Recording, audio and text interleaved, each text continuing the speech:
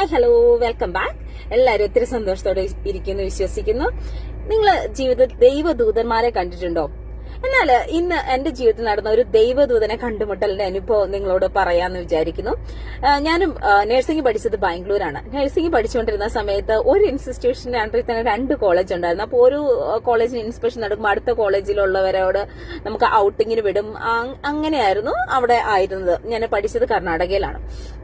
അങ്ങനെ ഞങ്ങൾ ഇവൻ നഴ്സിംഗിന് ജോയിൻ ചെയ്ത് അധികം നാളൊന്നും ആയിട്ടില്ല. കുറച്ച് നാളൊക്കെ ആയ സമയത്ത് ഇതുപോലെ ഒരു ഇൻസ്പെക്ഷൻ വന്നു. ഞങ്ങളെല്ലാവരും പുറത്തു വിട്ട് ഞങ്ങളിങ്ങനെ ഗാർഡനിലും അതുപോലെ തന്നെ ഫസ്റ്റ് ടൈം ആണല്ലോ കർണാടകയൊക്കെ ഒന്ന് എക്സ്പ്ലോർ ചെയ്യാനൊക്കെ ആയിട്ട് ഇറങ്ങി. അത് കഴിഞ്ഞ് ഈവനിങ് ടൈമിൽ തിരിച്ചു വരേണ്ട സമയമായപ്പോഴത്തേന് ഹോസ്റ്റലിലേക്ക് തിരിച്ചു വരുമായിരുന്നു. ഹോസ്റ്റലിലേക്ക് ഞങ്ങൾ എല്ലാവരും കൂടെ തിരിച്ചു വരാനായിട്ട് ഒരു ബസ്സിലൊക്കെ ഒരു തരത്തിലൊക്കെ അറിയാവുന്ന കന്നഡയിലൊക്കെ പറഞ്ഞൊക്കെ കൂടെ ഒരാൾക്കുണ്ടായിരുന്നു, അത്യാവശ്യം അറിയാവുന്ന ആളുടെ നേതൃത്വത്തിൽ ഞങ്ങൾ എല്ലാവരും കൂടെ കേറി നമുക്ക് ആ ഒരു എന്താ പറയാ ചവിട്ടുപടി ഉണ്ടല്ലോ കേറുന്ന അവിടെയാണ് നമുക്ക് സീറ്റൊന്നും ഇല്ലായിരുന്നു. ഭയങ്കര ബസ്സിൽ നിറച്ചു ആളായിരുന്നു. അങ്ങനെ ഓടിക്കൊണ്ടിരുന്നപ്പോ തന്നെ എന്റെ കയ്യിൽ നിന്ന് പേഴ്സ് താഴെ പോയി ഓടിക്കൊണ്ടിരുന്ന ബസ്സിൽ. അതൊരു ഹൈവേ ആയിരുന്നു.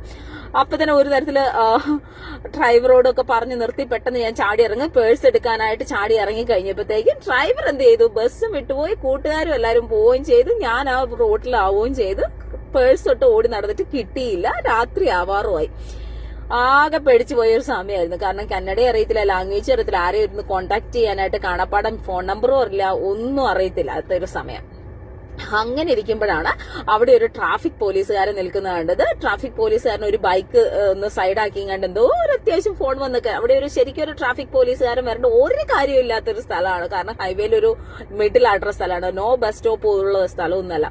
പക്ഷെ ദൈവത്തിന്റെ വലിയൊരു ഇടപെടൽ എന്നൊക്കെ പറയുന്നത് ഇങ്ങനെയാണ്. ദൈവദൂതനെ പോലെ ആളവിടെ വന്നു. ആളുടെ അടുത്ത് എങ്ങനെയൊക്കെയോ ഏതൊക്കെയോ ലാംഗ്വേജിൽ പറഞ്ഞ് ആളെനിക്കൊരു 30 രൂപ കയ്യിലെടുത്ത് തന്ന് അതുപോലെ തന്നെ കൈ നീട്ടി ബസ്സുകാരനെ നിർത്തി ബസ് കയറ്റി എന്നെ വിട്ടു. തിരിച്ച് ഞാൻ ഹോസ്റ്റലിൽ എത്തുമ്പോൾ ഒരു 10 രൂപ ബാക്കി ഉണ്ടായിരുന്നു. അത് ആ തൊട്ടടുത്ത പള്ളിയിൽ ഇട്ടിട്ട് ഞാൻ കയറിപ്പോയി.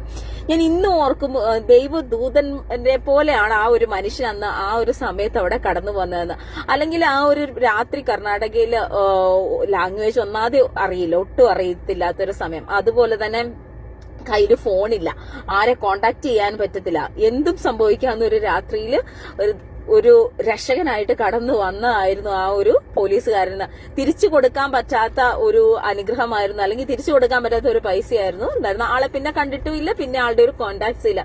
ഇങ്ങനെയൊക്കെ നിങ്ങളുടെയൊക്കെ ഓരോരുത്തരുടെ ജീവിതത്തിൽ ദൈവദൂതന്മാരെ കണ്ടുമുട്ടിയിട്ടുണ്ടോ? അല്ലെങ്കിൽ അത് നിങ്ങൾ തിരിച്ചറിഞ്ഞിട്ടുണ്ടോ അത് ദൈവദൂതന്മാരാണെന്ന്? നമ്മുടെ അനുദിന ജീവിതത്തിൽ പലപ്പോഴും പലരൊക്കെ പറയുന്നതും കണ്ടുമുട്ടുന്നതും ഒക്കെ ഒരുപക്ഷെ ദൈവം നമ്മളോട് സംസാരിക്കുന്നതും അതുപോലെ തന്നെ ഇടപെടുന്നതും ഒക്കെ ആയിരിക്കാം.